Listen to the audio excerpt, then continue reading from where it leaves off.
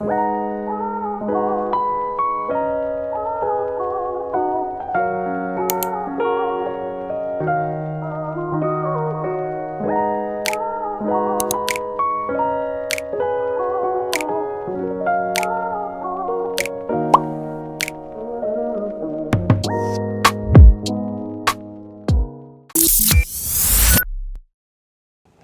อาละครับทุกคนตอนนี้นะครับอาร์ตมาอยู่ที่วัดมเหยงนะครับวัดมเหยงเนี่ยเป็นวัดเก่าแก่มากๆครับหลายๆคนที่รู้จักเนี่ยก็น่าจะรู้จักจากการที่วัดมเหยงครับส่วนที่เป็นวัดใหม่เนี่ยเป็นวัดที่มีสถานปฏิบัติธรรมใครที่อยากปฏิบัติธรรมเขามีคอร์สนะ3 วัน 7 วันอะไรแบบเนี้ยสามารถศึกษาหาข้อมูลได้ครับในตัววัดมเหยงเองนะครับก็มีเขตโบราณสถานซึ่งเป็นวัดมเหยงเดิมนะครับก็คือจุดที่อาร์ตยืนอยู่ตรงนี้ครับอาร์ตยืนอยู่ตรงกลางลานระหว่างพระเจดีย์แล้วก็พระอุโบสถครับจะเห็นได้ว่าวัดมีขนาดค่อนข้างใหญ่ลานค่อนข้างใหญ่ครับวัดนี้นะครับเชื่อกันว่ามีประวัติยาวนานตั้งแต่สมัยก่อนอยุธยานะครับสมัยเมืองอโยธยาเลยทีเดียวครับซึ่งเชื่อกันว่าวัดมเหยงมาจากชื่อพระมเหสีองค์หนึ่งครับของพระธรรมราชาครับซึ่งเป็นกษัตริย์องค์ที่8ของเมืองอโยธยานะครับเป็นผู้สร้างอันนี้ก็คือที่มาของวัดเนาะทีนี้พอเขาสร้างตั้งแต่ก่อนมีอยุธยาใช่ไหมครับพอพระเจ้าอู่ทองมีการสถาปนากรุงศรีอยุธยาครับถัดมาในประมาณปีพุทธศักราชที่ 2,500 นะครับพระเจ้าสามพระยาก็จะมีพระราชดำริให้บูรณะวัดเก่าๆหลายวัดเลยครับวัดมเหยงก็เป็นอีกวัดหนึ่งครับที่ได้รับการบูรณะในรอบของพระเจ้าสามพระยาในต้นกรุงครับอย่างไรก็แล้วแต่ครับความจริงแล้วเนี่ยวัดนี้ได้รับการบูรณะใหญ่อีกครั้งหนึ่งในช่วงอยุธยาตอนปลายอ่านไปเจอมาว่าเป็นสมัยของพระเจ้าอยู่หัวบรมโกศครับวัดนี้นะครับเล่าไปขนลุกไปครับใครอยากรู้ว่าขนลุกแค่ไหนมากันได้ครับทำไมอาร์ตถึงขนลุกครับอาร์ตไปเจอมาเขาบอกว่า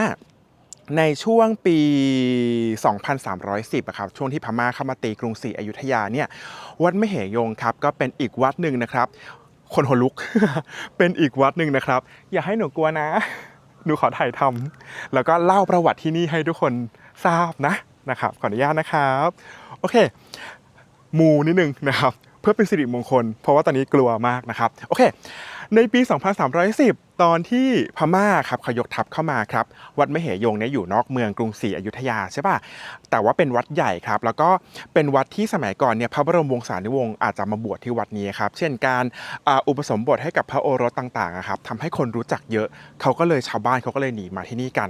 ประกอบกันกับตัวพระอุโบสถเนี่ยมีขนาดใหญ่ครับก็มีทหารและชาวบ้านเขาหลบมาที่นี่แต่ว่าน่าจะหนีไปไม่ได้ครับก็เลยน่าจะเสียชีวิตที่นี่กันเยอะมากๆครับหนังสืออีกบางเล่มครับอาร์ตไปเจอมาเล่มแรกที่อาร์ตอ่านเนี่ยเว็บไซต์แรกที่อาร์ตอ่านเนี่ยเขาบอกว่าไม่เสียชีวิตในพระอุโบสถใช่ไหมครับอีกตำราหนึ่งหรือว่าอีกเว็บไซต์หนึ่งเนี่ยเขาบอกว่าความจริงแล้วเนี่ยอาจจะเสียชีวิตที่อื่นครับแล้วก็ทหารพม่าครับก็ขนศพมาไว้ที่วัดมเหยงนี้ครับทำให้วัดมเหยงครับเป็นอีกวัดหนึ่งนะครับที่ขึ้นชื่อมากๆเรื่องวิญญาณบรรพบุรุษของพวกเราครับแต่ว่าอ่านว่าทุกคนมาไหว้กันได้ไม่ต้องกลัวนะครับเพราะว่าวิญญาณบรรพบุรุษก็เป็นวิญญาณปู่ย่าของเรานะครับเราจะกลัวทำไมถูกไหมครับอีกอย่างหนึ่งวัดมเหยงเนี่ยเป็นอีกวัดหนึ่งที่สวยมากๆเมื่อเราทราบประวัติกันแล้วใช่ไหมประวัติมีอีกอย่างหนึ่งที่นี่นะครับตอนเสียกรุงปีอะไร2310ใช่ไหมฮะแต่กว่าที่กรมศิลปากรจะมาขึ้นทะเบียนเป็นโบราณสถานเนี่ยคือปี2484ประมาณนั้นนะครับทำให้มีโจรนะครับเข้ามาขุดลอกเอาวัตถุโบราณทองใต้กรุไปหมดแล้วนะครับกรุอยู่ที่ไหนครับกรุอยู่ที่พระเจดีย์ตรงนี้เห็นไหมพระเจดีย์องค์นี้นะครับเป็นจุดที่คนสมัยต้นรัตนโกสินทร์กลับมาขุดเอาสมบัติไปขายเยอะมากๆครับดังนั้นช่วงเวลา200 ปีเนาะช่วงที่วัดนี้เป็นวัดร้างครับทำให้ที่นี่ครับเสียหายแล้วก็ทำให้สมบัติต่างๆเนี่ยน่าจะถูกลักลอบออกไปขายเยอะมากๆแล้วครับพอเราทราบประวัติกันเบื้องต้นอาจพูดเทคเดียวพูดผิดขออภัยนะครับเพราะว่าเกรงใจสิ่งศักดิ์สิทธิ์ที่อยู่ที่นี่ไม่อยากถ่ายหลายเทคนะฮะโอเคเมื่อเราทราบประวัติกันแล้วนะครับเดี๋ยวเรามาดูกันว่าในพื้นที่ของวัดมเหยงณปัจจุบันนะครับผังวัดเนี่ยมีอะไรให้เราไหว้กันบ้างครับเราไปดูผังวัดกันเลยฮะ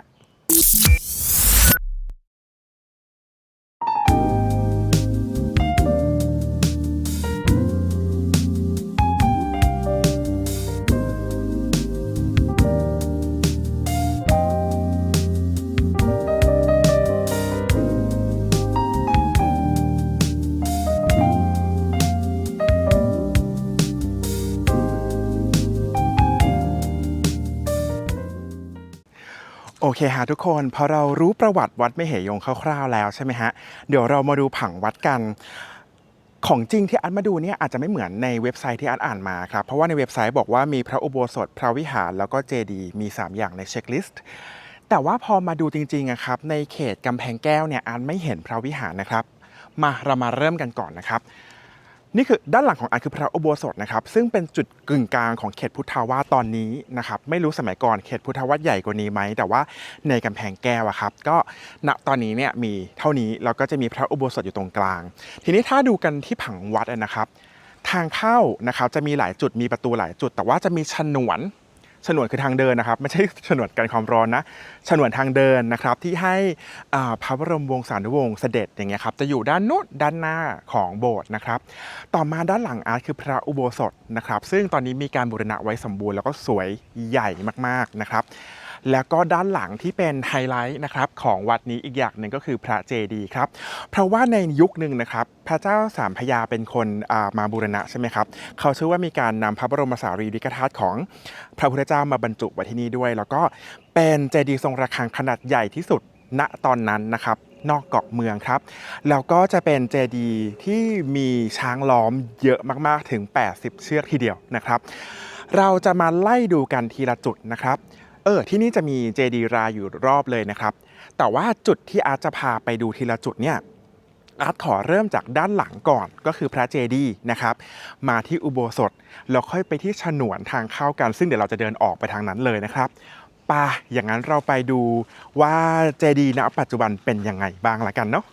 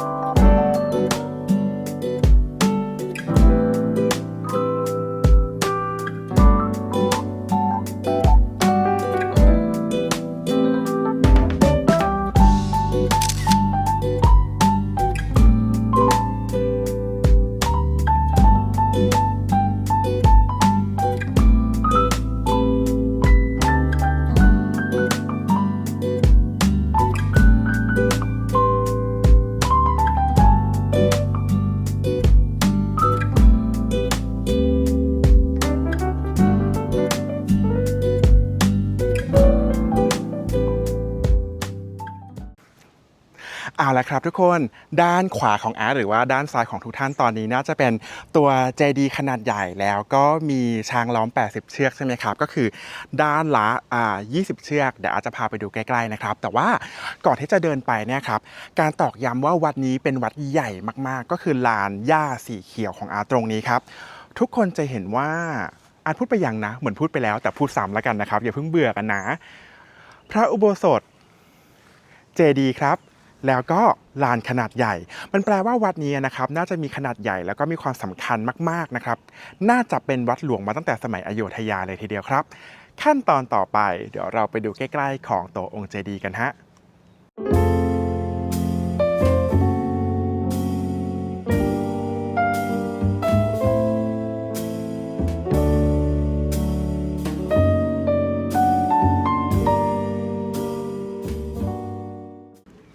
ตอนนี้นะครับอาร์ตมาเดินอยู่ติดกับตัวองค์เจดีย์เลยนะครับตอนนี้อาร์ตอยู่ที่ฐานเจดีย์ครับเพื่อจะให้ทุกคนเห็นตัวช้างล้อมชัดๆนะครับน่าเสียดายเนาะที่ช้างล้อมปัจจุบันนะครับก็จะไม่เห็นตัวเสียนหรือว่าหัวของช้างแล้วนะครับองค์ที่ชัดที่สุดเนี่ยน่าจะเป็นประมาณนี้นะครับเชือกนี้นะน่าจะได้รับการบูรณะมาแล้วด้วยนะครับทีนี้ตัวช้างล้อมนะครับก็จะมี ข้างละ20เชือก20 เชือกหรือว่า20 ตัวนั่นเองนะครับทีนี้ตัวเจดีย์เนี่ยความจริงนะครับมีบันไดเห็นปะขึ้นไปได้นะครับอาร์ตขออนุญาตไม่ขึ้นเพราะว่าอาร์ตกลัวนะครับโอเคทีนี้ทุกคนจะเห็นว่าตัวองค์เจดีย์ครับยอดไม่มีแล้วถูกไหมได้รับความเสียหายแต่ว่ายอดไม่ได้หายไปไหนนะครับเห็นปะเห็นตรงนี้ปะนี่คือยอดเจดีย์นั่นเองครับแปลว่าเจดีย์นี้ถ้าคนจินตนาการยกยอดฮึบขึ้นไปด้านบนนะครับก็จะเป็นเจดีย์ที่สวยงามแล้วก็สมบูรณ์มากๆเลยฮะ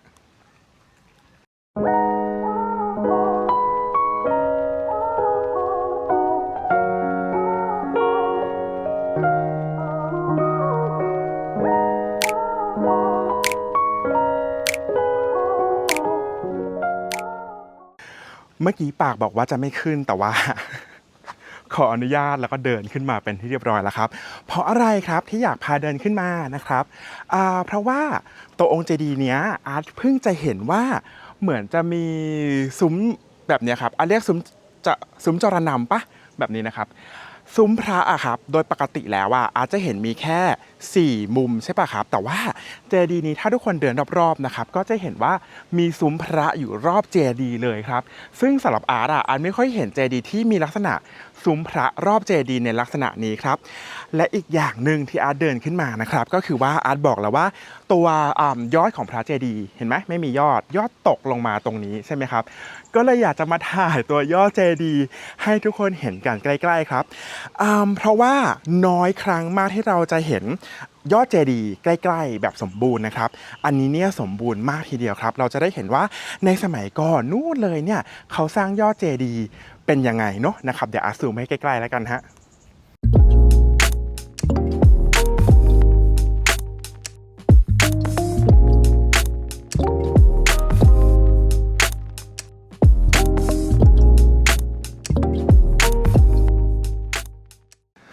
เป็นไงครับตัวยอดเจดีย์แล้วก็องค์เจดีย์สวยไหมครับตอนนี้อาร์ตยังอยู่บนชั้น2นะครับของบนเจดีย์นะครับเพื่ออะไรเพื่ออาจจะให้มาดูซุ้มประตูนั่นเองนะครับซุ้มประตูนะครับก็คือซุ้มประตูหน้าวัดตรงนี้เห็นปะนี่นะครับซุ้มประตูจะเป็นลักษณะโค้งแบบนี้ครับก็เจอจริงๆเจอได้เยอะแหละนะครับเพียงแต่ว่าในลักษณะที่ค่อนข้างสมบูรณ์แบบนี้มีไม่เยอะมากครับแล้วก็ทั้ง4มุมนะครับก็จะมี4มุมของตัวองค์เจดีย์ประธานนะครับก็จะมีเจดีย์รายครับซึ่งเป็นเจดีย์รายทรงระฆังนะครับอันนี้เนี่ยน่าจะได้รับการบูรณะในสมัยอยุธยานะครับเพราะว่าความจริงแล้วเนี่ยตัวองค์เจดีย์ครับเจดีย์รายเนี่ยน่าจะมีมาตั้งแต่เริ่มสร้างวัดเลยทีเดียวตั้งแต่สมัยอโยธยาเลยทีเดียวครับโอเคเดินครบ1 รอบเป็นที่เรียบร้อยครับเมื่อกี้เราคุยกันว่าผังมีอะไรบ้างนะมีฉนวนนำเสด็จมีพระอุโบสถแล้วก็มีตัวองค์เจดีย์ใช่ปะทีนี้องค์เจดีย์เนี่ยรู้ข้อมูลเท่านี้ก็น่าจะพาทุกท่านได้มาชมกันประมาณนี้ต่อไปนะครับเราจะไปจุดกึ่งกลางวัดกันนะครับก็คือตัวพระอุโบสถซึ่งในพระอุโบสถหลังนี้ต้องถอดรองเท้าเข้าไปเหมือนพระอุโบสถที่ยังใช้งานอยู่เลยครับไปเราไปพระอุโบสถกันฮะ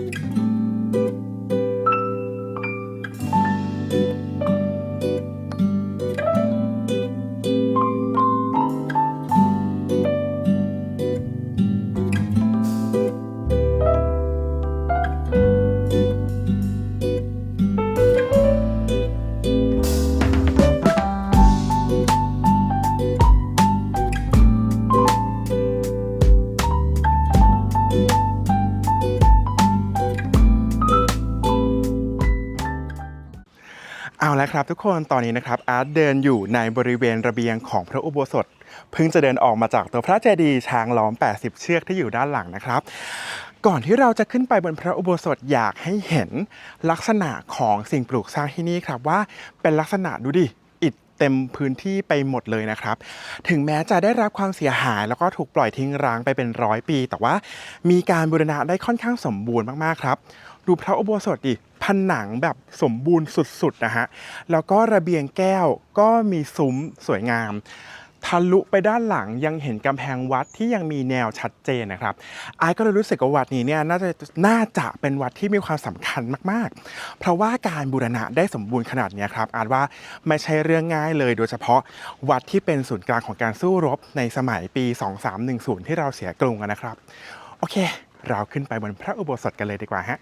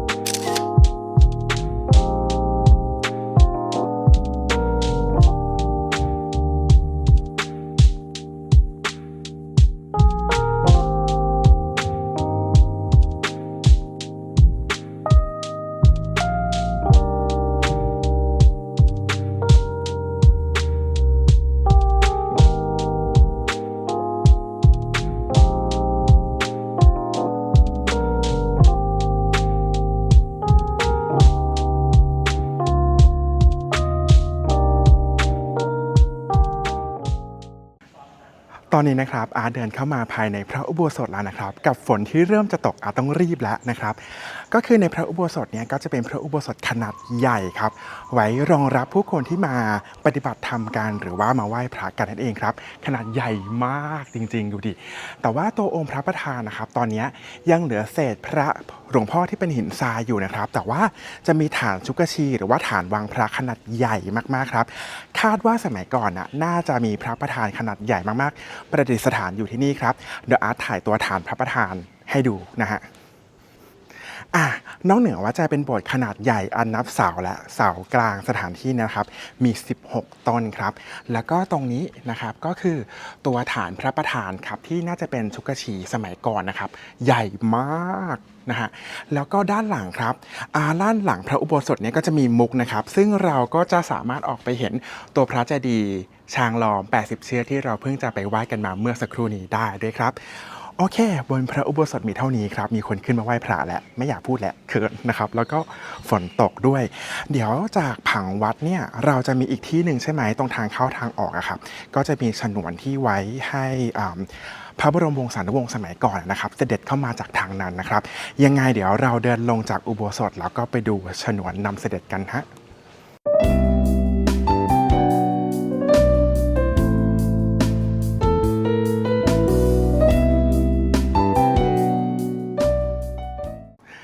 จริงๆแล้วอาร์ตอยากนั่งคุยในพระอุโบสถให้ได้มากกว่านี้นะครับเพราะว่ามีหลายๆเรื่องเลยที่อยากจะเล่าภายในพระอุโบสถครับแต่ว่ามีพี่เข้ามาไหว้พระกันที่อาร์ตถ่ายตรงหลวงพ่อที่เป็นหินทรายครับก็มีพี่ๆเขามาบ่นกันความจริงแล้วเขามาบ่นเรื่องงานกันไหมวัดเนี้ยอาร์ตได้ยินมานะครับก็เลยเหมือนแบบไม่อยากใช้เวลาเยอะบนโบสถ์ครับแต่ว่าก็เป็นโบสถ์ที่ขนาดใหญ่แล้วก็สวยงามมากๆทีเดียวอาร์ตไม่มั่นใจอาร์ตดันพอเข้าไปในโบสถ์อาร์ตดันไปนึกถึงละครเรื่องหนึ่ง พิศวาสครับที่คุณอุบลที่พี่นุ่นวรนุชเล่นถ่ายที่นี่หรือเปล่าอะเข้าไปแล้วมันคุ้นๆจังเลยครับโอเคเมื่อกี้เราไปดูอะไรกันมาบ้างแล้วครับเราไปดูตัวเจดีย์ช้างล้อม80 เชือกใช่ไหมเข้าไปในพระอุโบสถครับแล้วก็ตรงนี้ที่อาเดินอยู่ที่เป็นทางออกนะครับเขาเรียกกันว่าฉนวนครับซึ่งสมัยก่อนเขาให้เฉพาะเจ้านายนะครับเดินทางหรือว่าเสด็จกันตรงฉนวนแห่งนี้เดี๋ยวอาถ่ายให้ดูว่าฉนวนเป็นยังไงฮะ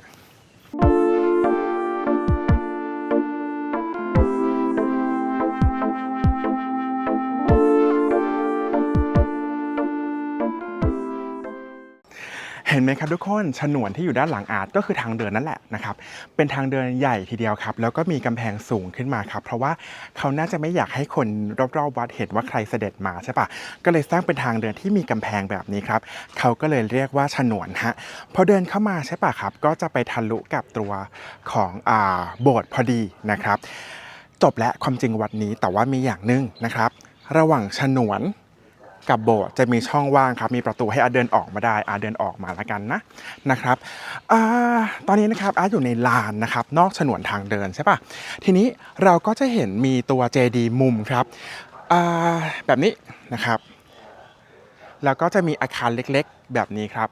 ไม่รู้ว่าคืออะไรเลยครับก็เลยมาบอกว่าใครมีข้อมูลบอกหน่อยดิไปอ่านเจอมาเขาบอกว่าวัดนี้เนี่ยมีพระวิหารด้วยเดินวน1 รอบแล้วนะครับทั่ววัดหาพระวิหารไม่เจอแต่ว่ามีฐานเล็กๆแบบเนี้ยครับก็คือเป็นที่บรรจุพระอะไรอย่างงี้ป่ะก็เลยไม่มั่นใจว่าไม่มีพระวิหารแล้วใช้โบสถ์ในการประกอบพิธีกรรมต่างๆแทนพระวิหารไปเลยนะครับแล้วก็ถ้าจะมาทำอะไรเล็กๆน้อยๆก็มาที่อาคารด้านข้างทั้งสองข้างลักษณะแบบนี้หรือเปล่านะครับใครมีข้อมูลหรือว่าชำนาญการเรื่องอยุธยาก็ช่วยบอกอาทีนะฮะและทั้งหมดนี้นะครับก็คือการพาเดินรอบๆของวัดมเหยงในส่วนของโบราณสถานนะครับหวังว่าจะชอบวัดมเหยงกันนะครับถ้าใครมาอยุธยาปักหมุดวัดมเหยงไว้ได้เลยนะครับรับรองว่าวัดนี้เนี่ยไม่ผิดหวังฮะ